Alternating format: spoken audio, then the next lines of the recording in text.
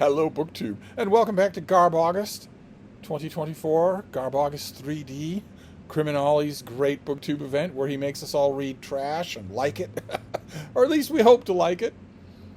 I'm adding plenty of trash intentionally to my reading every night. In addition to the trash that I read during the day, I read a lot of trash during the day. Just in the normal course of my reading, of reading new releases. That is the principal focus of my reading, is new releases. I read a piece of trash yesterday in the afternoon. I read another piece of trash last night. One was fiction, one was nonfiction, but neither one of them counts as Garbaugust because neither one of them in a million years thought that they were trash or even could be. They were. They were trash, but the author would be deathly insulted if you said that. And maybe some of you would as well. Maybe some of you would strike the right chord. Whereas with Garbaugust, we're trying to find books where there isn't going to be much contention that it's trash, and we're just going to have fun with it. That's the kind of trash we're looking for. It's the kind where it's not going to have any secret adherents who think it's the Douay Bible. I'd like to think, anyway. I've had fair to middling success with that, but I thought the place to go for that would be Kindle Unlimited. Maybe that's unfair to Kindle Unlimited, but it's a program that Kindle has where you pay a nominal fee for access to a gigantic library of ebooks, usually indie published books, and you can borrow, I think, 30 of them at a time, 20 of them at a time, with no expiration date.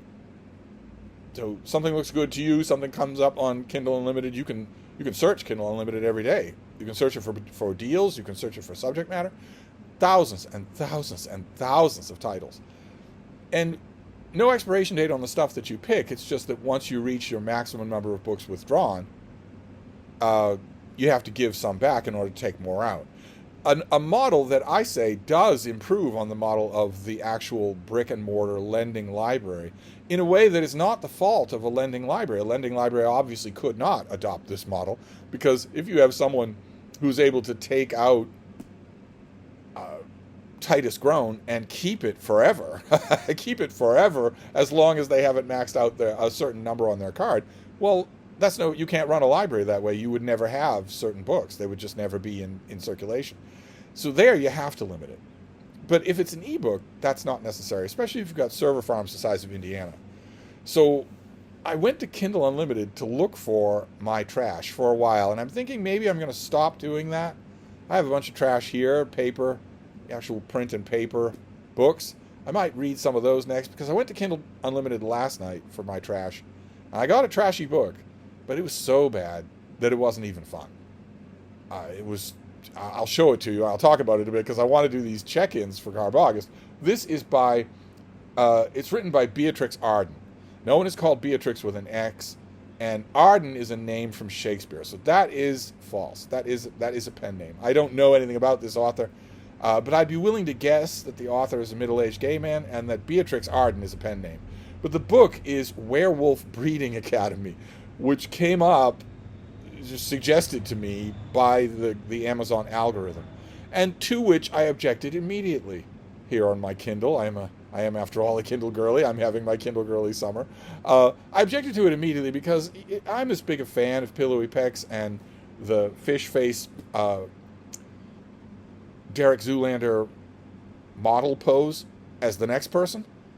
But if you have I'm a much bigger fan of the canine family. If you have a book about werewolves, you put a werewolf on the cover. You don't put, a himbo on the cover, who's not even having the basic courtesy to change you to a more attractive species. He's just sitting there. The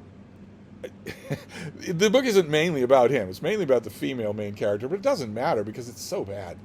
It's all just porn. That's all it is. You got buckets of effluvia flying left, right, and center here. The fact that it's werewolves and that they are scientifically or schematically breeding with each other in order to increase their kind and their schools and their different packs is irrelevant.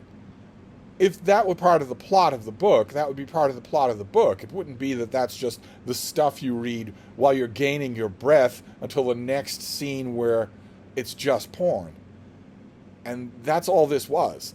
I know it's ridiculous. I know that it's ridiculous to go to a book called Werewolf Breeding Academy looking for world building. And I wasn't mostly doing that, but come on. There has to be at least something there. There wasn't anything here at all. Even the literary term is climax of the book was boring. Just, I know exactly why someone would enjoy this book. It's what my generation used to refer to as one-handed reading. Of course, with the Kindle, all reading is one-handed reading, but not that kind of one-handed reading. I know exactly why someone would enjoy this book, and it wouldn't be to get involved in the drama that encompasses our main character, who's not this guy. That wouldn't be the reason why you would do that, because that character doesn't exist at all. The only shades of distinction in her character are the different pitches and lengths of time that she screams in pleasure about every 3 pages.